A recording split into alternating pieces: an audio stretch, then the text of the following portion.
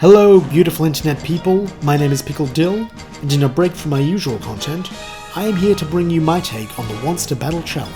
Through this, I hope you will come to know a bit more about me as a person, and if I'm really lucky, maybe you'll still want to watch my videos afterwards. So, let's get down to business with the first question.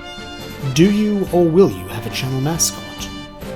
Well, if I know future me, as well as I think I do, I'll be a lazy bum and just have a still image of the channel banner on the screen right now.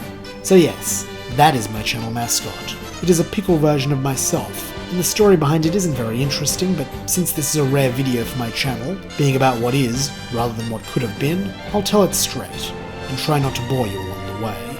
In my youth, I was relentlessly bullied, so when it came time to join social media, I was afraid to use my real name, in case someone found me. So instead I joined as Dill Pickle, because Dill is a nickname used by my close friends and family. Since then it has been my sobriquet of choice online, and so seemed the natural name when it came time to start my channel. But since I didn't want people to think I was talking about the Rugrats character, or the food, I tweaked it a bit, and thus became Pickled Dill.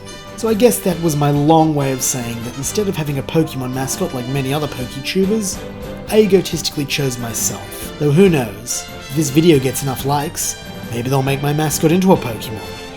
Pickled Dill and Gen 9 confirmed? Question 2.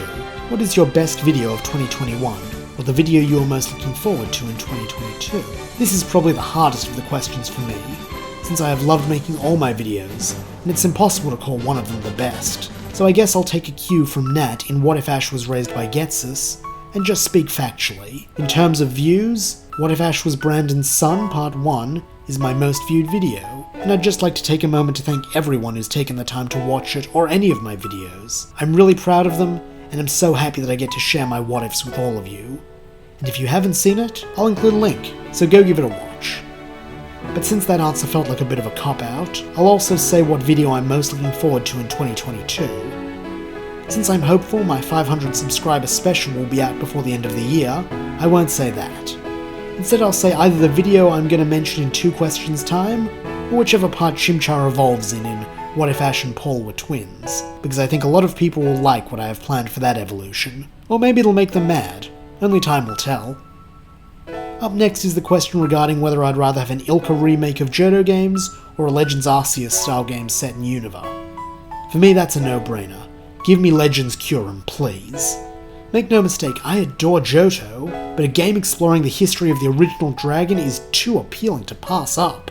For those who have played it, I would envision the story being somewhat similar to Fire Emblem Three Houses, with the player choosing between 3 factions.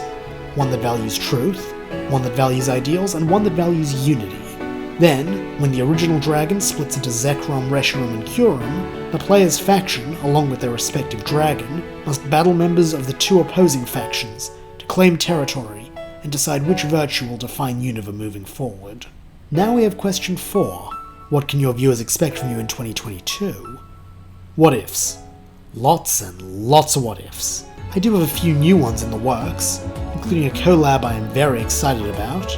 But don't fret, I also intend to regularly update my ongoing series. Who knows, I might actually manage to complete one before 2022 is over. Now there's a what if idea. What if Pickled Dill actually told a complete story before starting a new one? Nah, that's too far-fetched even for me. And as for milestones, this year has been nothing but milestones. The first and most notable of these is starting the channel, since without a channel, how can there be channel milestones? Next was getting 100 subscribers, and wow, I can't describe how good that felt. Which is maybe a bad sign, since my whole channel is predicated upon my ability to describe things, and in the near future I hope we will reach another milestone, with 500 subscribers. When we do, I have another subscriber special that I hope people will enjoy as much as What If Ash Was Brandon's Son. Because I'm a tease, I won't tell you what the topic is just yet. For that you'll have to subscribe. But I will give you this as a hint. And now so soon we come to the penultimate question. For this one, I'd like to suggest my viewers check out RuneScribble. Dragon Champion Acheron mentioned her in his video as well, which should be reason enough to give her a look in. She's got great potential as a what-if maker, and her content covers several fandoms, including Pokemon, Naruto, and Dragon Ball, so if any of those interest you, then her videos might be right up your alley. My personal favourite of her series is What If Ash Met Meowth First, since it's a really clever premise and executed well. And finally, we come to question 7, tagging 3 people. Since I mostly do What If content, I figured it would be most appropriate to tag other Pokemon What Ifers. What Ifers? Watchogs? No, that doesn't sound right at all. But I digress. Super Savage 789, VEGITO Gaming 78, and Swampy the Swamp King, I choose you! That brings us to the end of the video. Special thanks to Dragon Champion Asheron for inviting me to take this challenge, and Birdkeeper Toby for creating it. If you want to check out the content of anyone I've mentioned today, links to their channels are in the description. I'm Pickled Dill, thank you for watching, and I hope to see you all as the journey continues.